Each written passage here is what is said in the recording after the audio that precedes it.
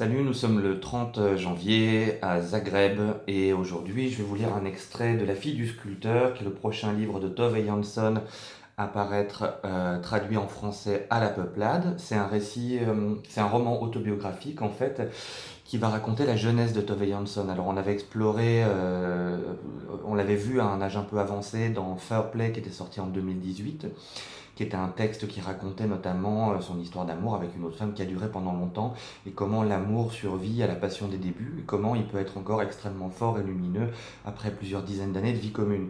Là, on est à l'autre bout du spectre biographique, on est au début de la vie de Tove Jansson, et elle va essayer de restituer ses impressions de petite fille par rapport à son père, à sa mère, qui sont des artistes et qui vivent entre une grande ville et une île.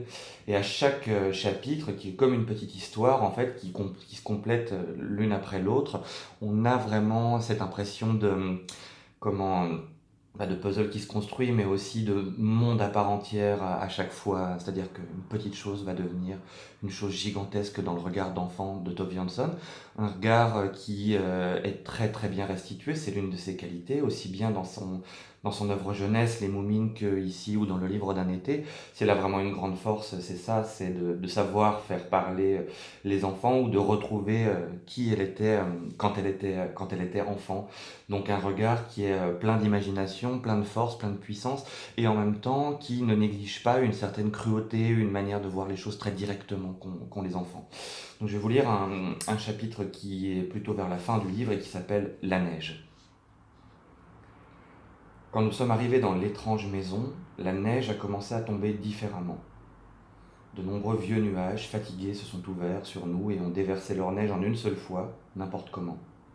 Ce n'étaient pas des flocons ordinaires, ils tombaient droits, en gros paquets, ils se collaient les uns aux autres, chutaient rapidement, et n'étaient pas blancs mais gris. Le monde était lourd comme du plomb. Maman apportait les valises à l'intérieur, a piétiné le paillasson, et parlait constamment parce qu'elle trouvait que c'était amusant quand tout était différent. Mais je n'ai rien dit, parce que je n'aimais pas cette étrange maison. Je me suis posté à la fenêtre pour regarder la neige tomber, et ce n'était pas de la vraie neige. Ce n'était pas comme en ville.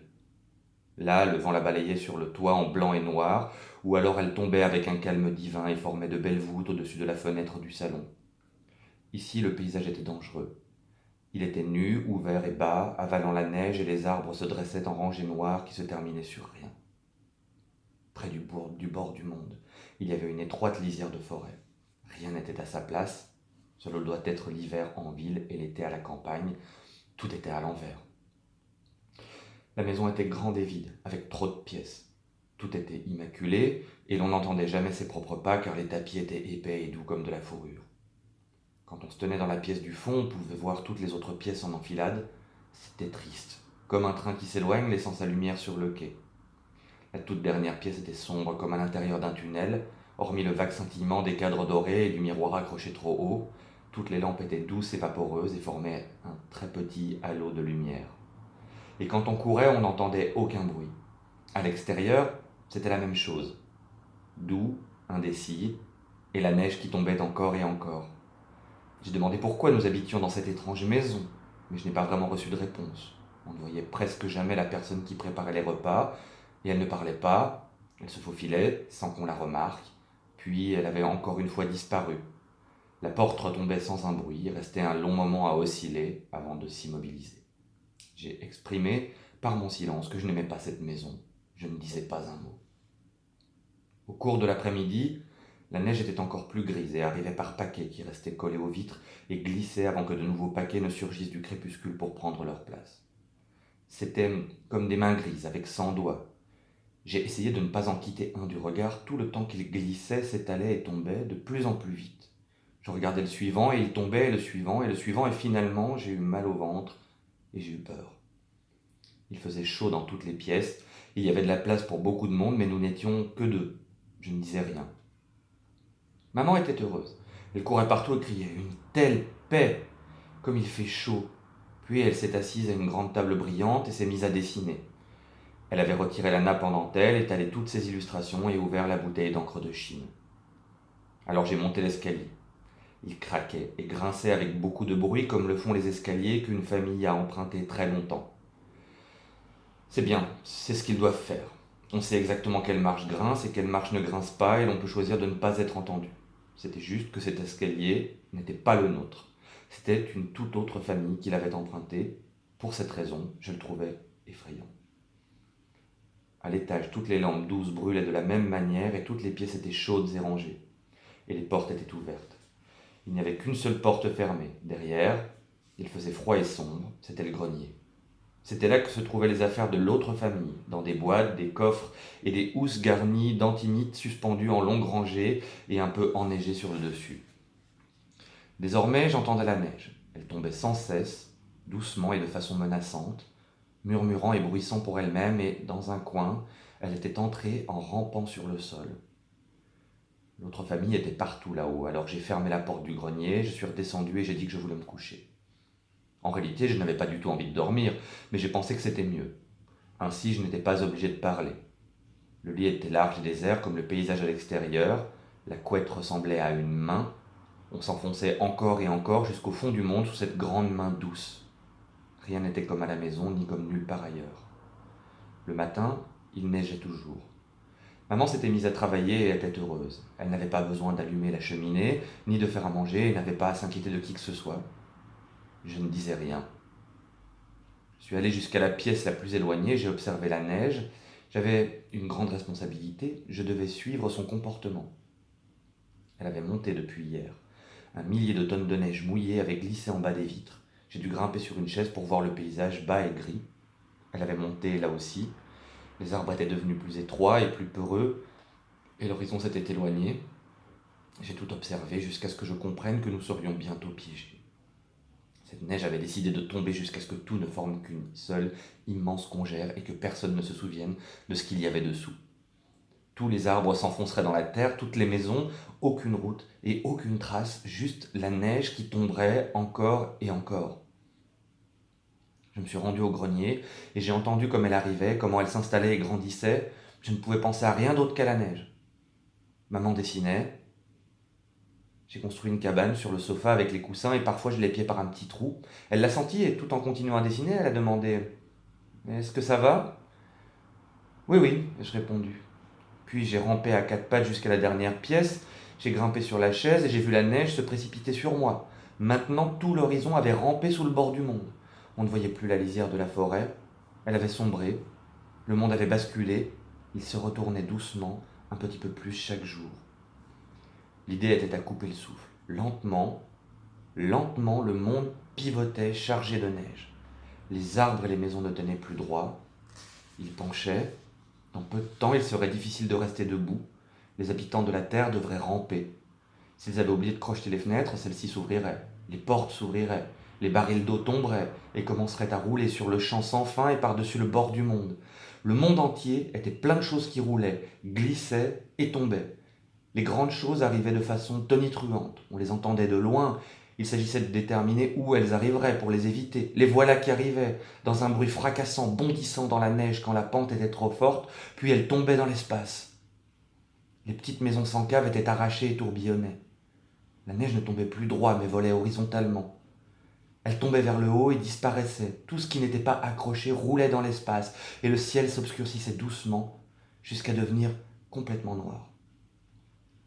À l'intérieur de la maison, le sol était devenu un mur et tous les tapis formaient un doux rempart sous la rangée de fenêtres. Nous rampions sous les meubles entre les fenêtres et faisions attention de ne pas marcher sur le verre. Parfois un tableau ou un support de lampe se détachait, tombait et cassait une vitre. La maison gémissait et le crépi se détachait. Dehors, les grandes choses lourdes traversaient toute la Finlande en roulant et en grondant. Depuis Rovaniemi, elles étaient d'autant plus lourdes que la neige mouillée s'était collée à elles et parfois on voyait des gens passer et tomber en hurlant sans cesse. La neige sur le sol commençait à glisser. Elle glissait en une énorme avalanche qui grandissait et grandissait au-delà du bord du monde. Oh non! Oh non! J'ai roulé d'avant en arrière sur le tapis pour décupler l'horreur et finalement je vis le mur se lever au-dessus de moi et les tableaux pendre droit au bout de leur fil d'acier. Que fais-tu? A demandé maman. Je suis resté allongé, immobile et n'ai rien dit. Veux-tu que je te raconte une histoire? A-t-elle dit en continuant de dessiner. Mais je ne voulais pas d'autre histoire que la mienne. Mais on ne peut pas dire ce genre de choses, alors j'ai dit: Viens voir le grenier. Maman a essuyé son stylo à l'encre de Chine et m'a accompagné. Nous étions debout dans le grenier et avions un peu froid quand maman a constaté: On se sent un peu seul ici. Alors nous sommes retournés au chaud et elle a oublié de me raconter une histoire. Puis je suis allé me coucher. Le matin suivant, la lumière était verte, une lumière sous-marine dans toute la pièce. Maman dormait, je me suis levé, j'ai ouvert les portes et j'ai vu que les lampes brûlaient dans toutes les pièces alors que c'était le matin. La lumière verte traversait la neige, qui recouvrait l'ensemble des fenêtres sur toute leur hauteur.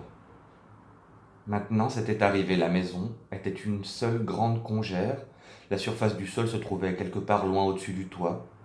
Bientôt les arbres s'enfonceraient également dans la neige jusqu'à ce que seule leur cime dépasse, puis elles disparaîtraient à leur tour et tout se nivellerait et s'aplanirait. Je le voyais, je le savais, c'était inéluctable, même prier ne servirait à rien. Je suis devenu très solennel et très calme et je me suis assis sur le tapis devant le feu. Maman s'est réveillée, est sortie de la chambre et a dit « Regarde comme c'est drôle cette neige sur toutes les fenêtres. » Elle ne comprenait pas à quel point c'était grave. Quand je lui ai parlé de ce qui s'était vraiment passé, elle s'est mise à réfléchir. En fait, a-t-elle conclu au bout d'un moment, nous sommes entrés en hibernation. Plus personne ne peut ni entrer ni sortir. Je l'ai regardée attentivement et j'ai compris que nous étions sauvés. Nous étions en sécurité et protégés. La neige menaçante nous avait cachés dans la chaleur pour toujours et nous n'avions pas à nous soucier de ce qui se passait à l'extérieur. Empli d'un énorme soulagement, je me suis mis à crier « Je t'aime, je t'aime !» J'ai pris tous les coussins, je les ai jetés sur elle, j'ai ri, j'ai crié, maman me les renvoyait et nous avons fini par nous allonger sur le tapis en riant. Puis, nous avons commencé notre vie souterraine. Nous déambulions en chemise de nuit et ne faisions rien. Maman ne dessinait pas. Nous étions des ours avec des aiguilles de sapin dans l'estomac. Et nous tuions tous ceux qui s'aventuraient à proximité de notre tanière hivernale. Nous gaspillions du bois, nous jetions les bûches les unes après les autres jusqu'à ce que le feu ronfle à grand bruit. Nous grognions un peu parfois, nous avions laissé le monde dangereux se débrouiller. Il était mort, il était tombé dans l'espace, il ne restait plus que maman et moi. Ils ont commencé avec la pièce du fond. D'abord, cet horrible bruit de grandes pelles qui raclaient. Puis la neige a dévalé de la fenêtre et une lumière grise est entrée partout. Quelqu'un piétine dehors, est arrivé à la fenêtre suivante et a fait entrer davantage de lumière. C'était horrible. Le bruit de raclement s'est poursuivi sur toute la rangée de fenêtres jusqu'à ce que les lampes brûlent comme un enterrement. Dehors, la neige tombait. Les arbres étaient alignés et noirs comme avant et recevaient la neige et, à l'horizon, la lisière de la forêt était toujours là. Nous sommes allés nous habiller. Maman s'est installée pour dessiner. Un homme en noir a continué à déblayer devant la porte et tout à coup, je me suis mise à pleurer et à crier. Je vais le mordre. Je vais sortir pour le mordre. C'est inutile, a dit maman. Il ne comprendrait pas. Elle a revissé le bouchon de la bouteille d'encre et a dit « Et si nous rentrions chez nous ?» « Oui, ai-je répondu. Et nous sommes partis. Tove Jansson, La fille du sculpteur, ça sort à la mi-février aux éditions La Peuplade et c'est traduit du suédois par Catherine Renaud. Merci.